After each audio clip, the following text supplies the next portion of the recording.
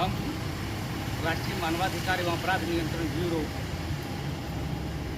बिहार के vice president सह सूचना का अधिकार कार्यकर्ता एसोसिएशन यानी RTI एक्टिविस्ट एसोसिएशन के जिला अध्यक्ष जम्मू होने के नाते मैं आज प्रखंड शिक्षा कार्यालय सोनू पहुंचा। आप देख सकते हैं लिखा हुआ है प्रखंड संसाधन केंद्र सोनू। यहाँ प्रखंड स्तर के जितने भी कार्यालय हैं सब के सब पदाधिकारी सूचना के अधिकार अधिनियम 2005 का खुलेआम उल्लंघन कर रहे हैं। जितने भी RTI आवेदक हैं लोग सूचना अधिकारी को RTI एप्लीकेशन लिख करके भेज करके थक हार गए, लेकिन किन्हीं का प्रॉपर उत्तर आज तक नहीं मिल पाया है। उसी सिलसिले में मिलने के लिए मैं आया था प्रखंड शिक्षा पदाधिकारी सोनू के कार्यालय, लेकिन आज भी वो हमको नहीं मिल पाया। तो कहने का मतलब ये है कि जो संवैधानिक नियम है वो हर हाल में हर किसी को पालन करना है, लेकिन कुछ पदाधिकारी ऐसे भी होते हैं जो नियमों को ताक पर रख करके लोगों को परेशान करने का काम करते हैं। यहाँ पे एक BRC साहब थे, उनसे जब बात हुई तो उन्होंने कह दी कि यह शिक्षक के नियोजन से संबंधित निजता का उल्लंघन हो जाता है, इसलिए आपको सूचना नहीं दिया जा सकता है। और तो और अगर आप जानेंगे इस कहानी के पीछे का रहस्य तो और आपको ज़्यादा पता चलेगा।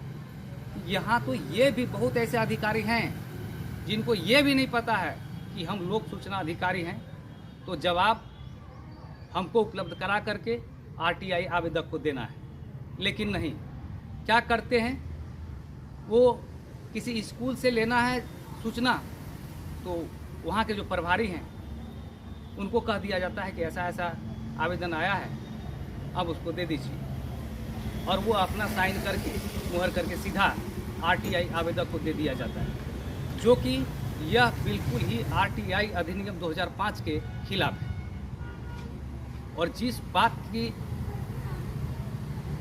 ये दुहाई दे रहे हैं कि यह निजता का उल्लंघन है, ये निजता का उल्लंघन नहीं है, ये RTI 2005 का उल्लंघन है। जो पब्लिक डोमेन का चीज़ है, जो पब्लिक डोमेन का हिस्सा है, वो निजता का चीज़ नहीं हो सकता। जिस चीज़ से भ्रष्टाचार का उजागर हो सकता है वो निजता का विषय हो ही नहीं सकता है। तो आज भी नहीं मिला। यहाँ तो ऐसे भी लोग हैं, आप मनरेगा के एक पदाधिकारी थे, लोक सूचना अधिकारी, उनको RTI आवेदन भेजा गया, वह जो है अपना कमान सौंप दिए PRS पंचायत रोजगार सेवक। उन्होंने अपना एक सादा पेपर पर हाथ से लिख करके और बाय WhatsApp भेज दिया गया। तो कहने का मतलब ये है कि अधिकारी हैं तो इनको ये भी जानकारी होना चाहिए कि इसका जो लोक जन सूचना अधिकारी हैं वो कौन है, इसका जवाब देने का उत्तरदायी किनका है, कौन देंगे तो वैलिड होगा, ये भी जानकारी नहीं। या जानकारी है भी तो जानबूझकर पब्लिक को परेशान करने का यह एक षड्यंत्र रखते हैं। और एक आंगनबाड़ी केंद्र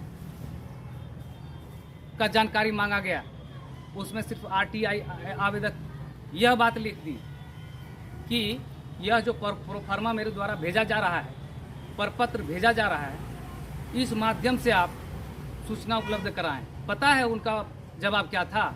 उन्होंने साफ एक लाइन में लिख करके भेज दिया क्या कि आपने जिस प्रारूप में आपके द्वारा जवाब मांगा गया है वह प्रारूप मेरे कार्यालय में उपलब्ध नहीं है, इसलिए आपको आपके प्रारूप के हिसाब से सूचना नहीं दिया जा सकता। बताइए, क्या एक प्रोफार्मा, एक फॉर्मेट, एक प्रारूप कार्यालय के कंप्यूटर ऑपरेटर या वहाँ के जो बड़ा बाबू हैं हाथ से भी बना करके दे सकते हैं या नहीं? बिल्कुल दे सकते हैं, लेकिन नहीं देते। क्यों? क्योंकि मनसा रहता है इन लोगों का पब्लिक को परेशान करना। तो इसलिए आप पूरी तरह इस बात को समझिए, हमारे पास सारा पेपर है। अगर आप देखेंगे तो आपको दिखा देंगे, या फिर आप एक मौका दीजिएगा, 10 मिनट 20 मिनट का समय दीजिएगा, सारा हम आपका चैनल पर दिखा देंगे कि कितना क्या कब लिखा गया है, उसका जवाब क्या आया है। मेरे पास सारा है, दिखाने का प्रयास कर रहे हैं। आप ज़रा सोचिए, यहाँ के पब्लिक जो पढ़े लिखे नहीं हैं, अशिक्षित हैं, उनके साथ कितना प्रॉब्लम होता होगा। उनको तो कुछ समझता ही नहीं होगा इन लोग। तो ज़रा सोचिए कि क्या किया जा रहा है। ये देखिए, इसमें भी था। मतलब इन लोगों का साफ एक ही मोटो रहता है, विजन रहता है कि सूचना किसी भी तरह से पूरी सूचना नहीं देनी है, अधूरा या भ्रामक जानकारी दे देना है। तो ये देखिए, पब्लिक का चीज़ है, पब्लिक को जानने का अधिकार है, पब्लिक जानना चाहती है, तो हर हाल में ये सब सूचना पब्लिक को उपलब्ध कराना चाहिए। लेकिन अगर नहीं कराते हैं तो किसी भी तरह से उचित नहीं है। एक हवाला दे दिया गया, अभी बीआरसी साहब कहे कि पटना के शिक्षा विभाग के जो सचिव हैं, उनका एक अधिसूचना है जिसमें यह जिक्र है कि अगर आप किसी शिक्षक के पैनल संबंधित या उसका सर्टिफिकेट संबंधित अगर जानकारी मांगते हैं तो उसकी सूचना नहीं दी जाएगी। उस अधिसूचना का हवाला दे रहे थे। ठीक है, ये भी देख लेते हैं। ऐसा तो होना नहीं चाहिए। अगर ऐसा हुआ होगा तो वो उस अधिसूचना का एक छाया प्रति यहाँ के जो प्रखंड शिक्षा पदाधिकारी हैं उनसे आग्रह करेंगे कि आप उपलब्ध कराएं। फिर उसमें देखेंगे क्या है। अगर ये बात सत्य है तो कोई बात नहीं है, अगर सत्य नहीं है तो फिर इसका जो भी प्रक्रिया होगा, हमारा पूरी टीम आगे का प्रक्रिया पूरा करेंगे।